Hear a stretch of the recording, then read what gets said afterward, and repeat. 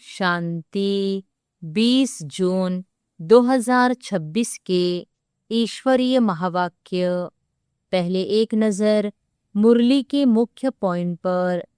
बाबा ने कहा, अविनाशी ज्ञान रत्नों का खजाना हमारे पास है, इसलिए जो भी आए उसे ज्ञान का दान देकर खाली हाथ न जाने दे।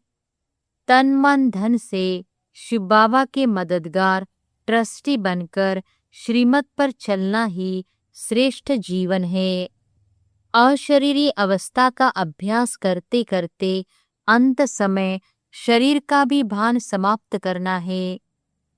विश्व का मालिक बनने के लिए 63 जन्मों के विकर्मों का हिसाब याद योग से चुकतू करना आवश्यक है। और फिर बाबा ने कहा, राज्यों की पढ़ाई भगवान स्वयं आकर पढ़ाते हैं और देवी देवता धर्म की स्थापना करते हैं। शिव बाबा ही दुखहर्ता, सुखकर्ता और सद्गति दाता है। बाकी सभी सांसारिक संबंध अल्पकालीन है। पढ़ाई में नियमितता आवश्यक है। समय निकालकर रोज ज्ञान सुनना और पढ़ना चाहिए। धन संपत्ति और महल अस्थाई है, जबकि ज्ञान धन अविनाशी है। और फिर लास्ट में बाबा ने कहा, घर घर गीता पाठशाला बनाकर ज्ञान का प्रचार करना और सबकी झोली ज्ञान रत्नों से भरना है। चलते फिरते कर्म करते हुए भी याद योग में रहना है। हाथ काम में, बुद्धि बाप के साथ हो। यह संसार एक अनादि अविनाशी ड्रामा है, जिसमें हर आत्मा अपना निश्चित पार्ट बजाती है। मनुष्य से देवता बनने का समय अभी संगम युग है। यही सबसे श्रेष्ठ अवसर है। और अब सुनते हैं महावाक्यों को विस्तार से। मुरली का सार। मीठे बच्चे, तुम्हारे पास अविनाशी ज्ञान रत्नों का अथाह खजाना है। तुम उसका दान करो। तुम्हारे दर से कोई भी वापिस नहीं जाना चाहिए। प्रश्न है, सर्व संबंधों की सैक्रिन बाप अपने बच्चों को कौन सी श्रीमत देते हैं? उत्तर है, मीठे बच्चे, अपना बुद्धि योग सब तरफ से हटाए एक मुझे याद करते रहो। दुनिया की कोई भी वस्तु, मित्र संबंधी आदि याद न आए, क्योंकि इस समय सब दुख देने वाले हैं। विश्व का मालिक बनना है तो जरूर 63 जन्मों का हिसाब किताब चुकतू करने की मेहनत करनी पड़े। सब कुछ भूल अशरीरी बनो, तब हिसाब किताब चुकतू हो। मैं सर्व संबंधों की सैक्रिन हूँ। ओम शांति। बाप दादा बच्चों से पूछते हैं कि किसकी याद में बैठे हो? शिव बाबा की। बुलंद आवाज में कहना चाहिए, शिव बाबा की याद में बैठे हैं। तुम बच्चे अर्थात आत्माओं का कनेक्शन है शिव बाबा से। तुम शिव बाबा के बनते हो इनके द्वारा, क्योंकि शिव बाबा इनके द्वारा ही मिलते हैं। यह बीच में दलाल भी कहा जाता है। तुम्हारा दलाल से कोई कनेक्शन नहीं है। यह तो सिर्फ बीच में फार्मत है। लेन देन का सबका हिसाब किताब बाप से होना है, इनसे नहीं। इनका भी लेन देन बाप से है। यह भी उस बाप को कहते हैं, बाबा मेरा सब कुछ आपका है। तुम्हें भी एक तो निश्चय यह है कि हम आत्मा है, और दूसरा यह भी निश्चय है कि हम आत्माएं अभी परमपिता परमात्मा से वर्षा ले रहे हैं। मनसा वाचा कर्मणा, तन मन धन से हम शिव बाबा के मददगार बनते हैं। यह सब कुछ शिव बाबा को अर्पण किया हुआ है। फिर शिव बाबा डायरेक्शन देते हैं, ऐसे ऐसे यह करो। इनको कहा जाता है श्रीमत। बाप खुद कहते हैं, मैं इस पुराने तन में प्रवेश करता हूँ। यह भी पतित से पावन बन रहे हैं। यह किसने कहा? शिव बाबा ने। यह भी पावन बन रहे हैं। इनका भी मेरे साथ हिसाब किताब है। इनके साथ कोई का हिसाब किताब नहीं। तुम चिट्ठी लिखते हो, शिव बाबा केयर ऑफ ब्रह्मा, परंतु माया ऐसी है जो निरंतर याद करने नहीं देती है। बुद्धियों घड़ी घड़ी तोड़ देती है। अगर यही पक्का पुरुषार्थ करेंगे तो फिर दूसरा सब कुछ भूल जाएगा। शरीर भी भूल जाएगा। यह शरीर होगा, परंतु आत्मा को इन सब चीजों से नफरत होगी। यह अवस्था जमाने की प्रैक्टिस करनी होती है। अंत में हमको अपना शरीर भी याद न पड़े। बाप कहते हैं, अपने को अशरीरी समझ मुझ बाप को याद करो। मैं सदैव अशरीरी हूँ। तुम भी अशरीरी थे, फिर तुमने पाड़ बजाया, अभी फिर तुमको पाड़ बजाना है। यह मेहनत है। विश्व का मालिक बनना कोई कम बात है क्या? मनुष्य ही विश्व का मालिक बन सकता है। यह देवताएं भी मनुष्य हैं, परंतु इनको दैवी गुण वाले देवता कहा जाता है। लक्ष्मी नारायण विश्व के मालिक थे। इन्हों को अपने बच्चे होंगे, वही उनको माँ बाप मानेंगे। परंतु आजकल मनुष्य अंधश्रद्धा से इन लक्ष्मी नारायण को तुमेव माताश्च पिता कहते हैं। वास्तव में यह महिमा है शिव बाबा की। देवताओं की महिमा गाते हैं आप सर्वगुण संपन्न, परंतु उन्हों की पूजा क्यों करते हैं यह किसको पता नहीं है। अभी तुम ऐसी महिमा नहीं गाएंगे कि तुम माता पिता। हाँ, तुम जानते हो शिव बाबा वह निराकार परमपिता परमात्मा है। उनसे ही सुख घनेरे मिलते हैं। बाकी जो भी संबंधी आदि है उनसे दुख ही मिलता है। यह तो एक सैक्रिन है जिससे सर्व संबंध की रसना मिलती है। इसलिए बाप कहते हैं, काका मामा चाचा आदि सबसे बुद्धियोग हटाए मामेकम याद करो। तुम गाते भी हो, दुखहर्ता सुख करता, सर्व का सद्गति दाता एक ही है। वही हमारा सब कुछ है। लौकिक बाप से भी दुख मिलता है। बाकी टीचर हैं जो किसको दुख नहीं देते। टीचर पास जाकर पढ़ने से तुम शरीर निर्वाह करते हो। हुनर सिखाने वाला भी होते हैं। वह सब अल्पकाल के लिए टीचिंग करते हैं। भक्ति में भी महिमा एक राम अथवा परमपिता परमात्मा की ही करते हैं। उनको ही याद करते हैं। वास्तव में भक्ति भी एक की ही करनी है। वह एक ही तुमको पूज्य बनाते हैं। तुम पहले पहले एक शिव बाबा की पूजा करते हो। उनको सतोप्रधान भक्ति कहा जाता है। फिर आत्मा भी सतोप्रधान से सतो रजो तमो बनती है। तुम समझते हो हम पुजारी बनते हैं। तुम पहले एक शिव की ही पूजा करते हो, फिर कलाएं कमती होती जाती है। भक्ति भी सतोप्रधान से सतो रजो तमो बन जाती है। सारा ड्रामा तुम्हारे ऊपर ही बना हुआ है। आप पे ही पूज्य, आप पे ही पुजारी। जो 84 जन्म पूरे लेते हैं उनकी ही कहानी है। उनको ही बाप बेड बताते हैं। तुमने 84 जन्म कैसे लिए हैं? हिसाब ही उनका है जो पहले पहले पूज्य देवी देवता बनते हैं, वही पुजारी बनते हैं। बाप कहते हैं, मैं कल्प कल्प आकर तुमको पढ़ाता हूँ और देवी देवता धर्म की स्थापना करता हूँ। राजयोग सिखाता हूँ। भगवान तो एक ही होता है।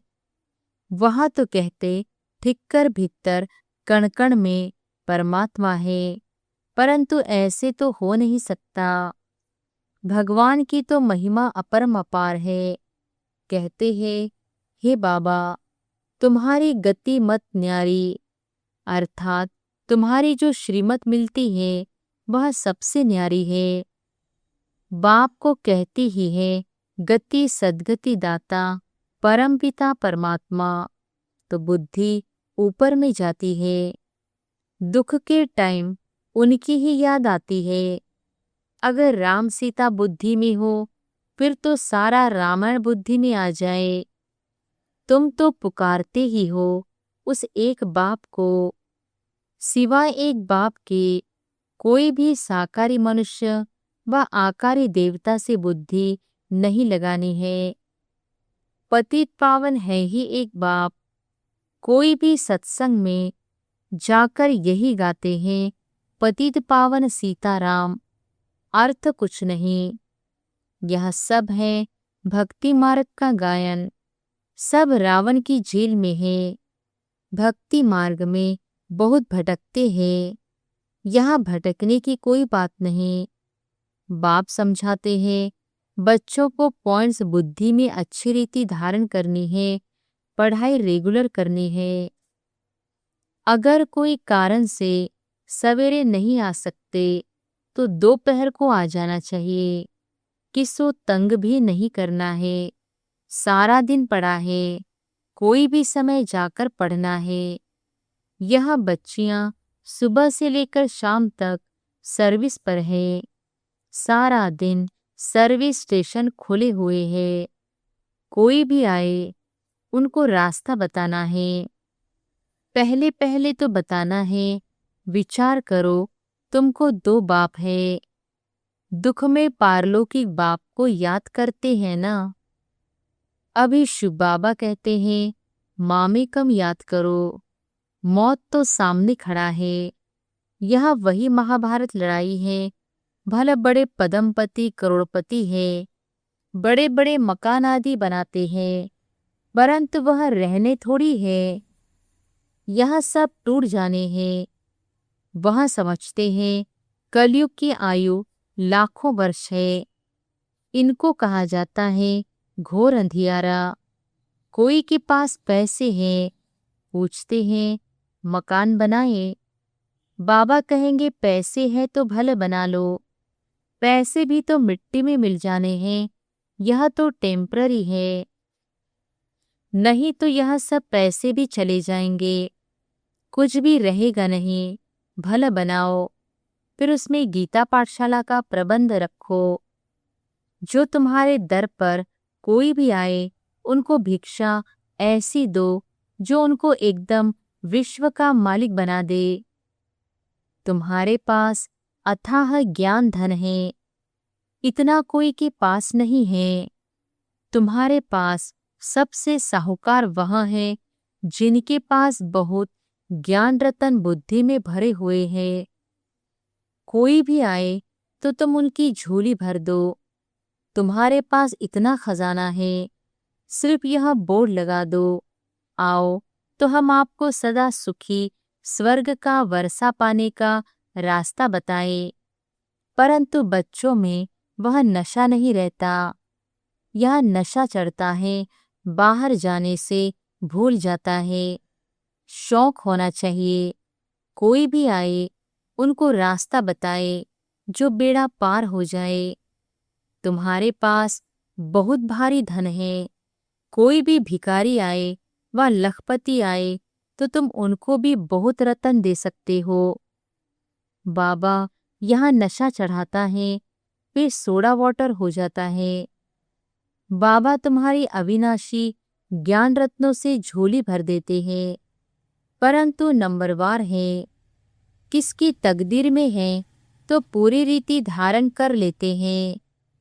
बाबा कहते हैं, कोशिश कर तुम निरंतर याद में रहो। ऐसे नहीं कि सेंटर में जाकर एक जगह बैठना है। नहीं, चलते फिरते जो भी समय मिले बाप को याद करते रहना है। हथ कार्डे दिल यार्डे अर्थात बुद्धि का योग बाप के साथ हो। बाप की याद से तुम्हारा बहुत कल्याण होगा। 21 जन्म के लिए तुम साहूकार बन जाते हो। बेहद का बाप बेहद का वर्षा देते हैं। भारत स्वर्ग था, अब नरक है। बाप कहते हैं अब मुझे याद करो तो तुम्हारी आत्मा सतोप्रधान बन जाएगी। बाप को याद करेंगे तो नशा चढ़ेगा। हमारे जैसा धनवान सृष्टि में कोई नहीं है। बाप ही याद नहीं होगा तो धन कहाँ से आएगा। स्वर्ग में तो तुम बच्चों को अपार सुख मिलता है। शास्त्रों में तो कितनी दंत कथाएं लिख दी हैं, गाते भी हैं। राम राजा राम प्रजा धर्म का उपकार है। फिर कहते राम की सीता चुराई गई, बंदरों की सेना ली। आगे खुद भी पढ़ते थे, कुछ भी समझते नहीं थे। अब कितना समझ में आता है, कितनी वंडरफुल बातें लिखी हैं। बाप कहते हैं मुझे प्रकृति का आधार लेना पड़ता है। त्रिमूर्ति में भी ब्रह्मा विष्णु शंकर दिखाते हैं, परंतु यह भी समझते नहीं कि विष्णु कौन है, कहाँ के रहने वाले हैं। विष्णु के मंदिर को नर नारायण का मंदिर कहते हैं, परंतु अर्थ कुछ भी नहीं समझते हैं। विष्णु के यह 2 रूप लक्ष्मी नारायण हैं जो सतयुग में राज्य करते थे। अभी तुम मनुष्य से देवता बन रहे हो। कोई भी आए तो बोलो यह ब्रह्मा कुमार कुमारियां हैं, तो प्रजापिता ब्रह्मा सबका बाप हुआ। बहुत ढेर की ढेर प्रजा है। नाम तो सुना है ना, भगवान ने ब्रह्मा द्वारा ब्राह्मण रचे। बाप ने जरूर बच्चों को वर्षा तो दिया होगा ना। तुम बच्चों को विश्व का मालिक बनाते हैं, तुम शिव बाबा से वर्षा पाते हो। एक है लौकिक बाप, दूसरा है पारलौकिक बाप। अब यह तुमको अलौकिक बाप मिला है। यह तो जौहरी था, यह थोड़ी ही कुछ जानता था। इनके लिए कहते हैं कि इनके बहुत जन्मों के अंत के जन्म के भी अंत में इनमें प्रवेश करता हूँ। वानप्रस्थी बनने का रिवाज भी भारत में है। 60 वर्ष के बाद गुरु के पास चले जाते हैं। बाप इनमें प्रवेश कर कहते हैं अब तुमको घर चलना है। मुक्ति सब चाहते हैं, परंतु मुक्ति को जानते कोई भी नहीं। ब्रह्म में लीन तो कोई हो नहीं सकते। यह तो सृष्टि का चक्र फिरता ही रहता है, सबको पार बजाना ही है। कहते हैं वर्ल्ड की हिस्ट्री ज्योग्राफी रिपीट। यह अनादि ड्रामा बना हुआ है। 84 जन्मों का पाठ तुमको बजाना ही है। यह ज्ञान डांस होती है, वो लोग फिर डमरू दिखाते हैं। अब सूक्ष्म वतनवासी शंकर डमरू कैसे बजाएगा। बाप ने समझाया है तुम बंदर मिसल थे तो तुम बंदरों की सेना ली। तुम्हारे आगे बाबा ज्ञान का डमरू बजा रहे हैं, तुमको ज्ञान देते हैं। अभी तुम्हारी सूरत और सीरत दोनों पलटा रहे हैं। काम चिता पर बैठ तुम काले हो गए हो। बाबा फिर तुमको ज्ञान चिता पर बिठाए, सूरत और सीरत दोनों पलटाए, सांवरे से गोरा बना देते हैं। यहाँ बाबा कितना नशा चढ़ाते हैं, फिर नशा गुम क्यों होना चाहिए। अच्छा, मीठे मीठे सिक्के थे बच्चों प्रति मात पिता बाप दादा का याद प्यार और गुड मॉर्निंग। रूहानी बाप की रूहानी बच्चों को नमस्ते। धारणा के लिए मुख्य सार। पहली पॉइंट, बाप ने जो अथाह ज्ञान का धन दिया है उसे धारण कर स्वयं भी साहूकार बनना है और सबको दान भी करना है। जो भी आए उसकी झोली भर देनी है। दूसरी पॉइंट, बाप की याद से ही कल्याण होना है। इसलिए जितना हो सके चलते फिरते बाप की याद में रहना है। सर्व संबंधों की रचना एक बाप से लेनी है। वरदान है, सदा बिजी रहने की विधि द्वारा व्यर्थ संकल्पों की कंप्लेन को समाप्त करने वाले संपूर्ण कर्मातीत भव। सदा बिजी रहने की विधि द्वारा व्यर्थ संकल्पों की कंप्लेन को समाप्त करने वाले संपूर्ण कर्मातीत भव। संपूर्ण कर्मातीत बनने में व्यर्थ संकल्पों के तूफान ही विघ्न डालते हैं। इस व्यर्थ संकल्पों की कंप्लेन को समाप्त करने के लिए अपने मन को हर समय बिजी रखो। समय की बुकिंग करने का तरीका सीखो। सारे दिन में मन को कहाँ कहाँ बिजी रखना है, यह प्रोग्राम बनाओ। रोज अपने मन को 4 बातों में बिजी कर दो। 1. मिलन, रूह रिहान। दूसरा वर्णन, सर्विस। तीसरा मगन और चौथा लगन। इससे समय सफल हो जाएगा और व्यर्थ की कंप्लेन खत्म हो जाएगी। स्लोगन है, सफलता को परमात्मा बर्थराइट समझने वाले ही सदा प्रसन्न चित्त रह सकते हैं। सफलता को परमात्मा बर्थराइट समझने वाले ही सदा प्रसन्न चित्त रह सकते हैं। ये अव्यक्त इशारे सदा हर्षित रहने के लिए अपने नेचर को सरल बनाओ, सहनशील बनो। सरलता लाने के लिए सिर्फ एक बात ध्यान पर जरूर रखनी है, अपनी स्थिति स्तुति के आधार पर न हो। कई बच्चे कर्तव्य के फल की इच्छा ज्यादा रखते हैं, इसलिए जब स्तुति नहीं होती तो स्थिति हलचल में आ जाती है। निंदा होती है तो निधन के बन जाते हैं। अपने स्टेज को छोड़ धनी को भी भूल जाते हैं। इसलिए स्तुति के आधार पर स्थिति नहीं रखना। अच्छा, ओम शांति।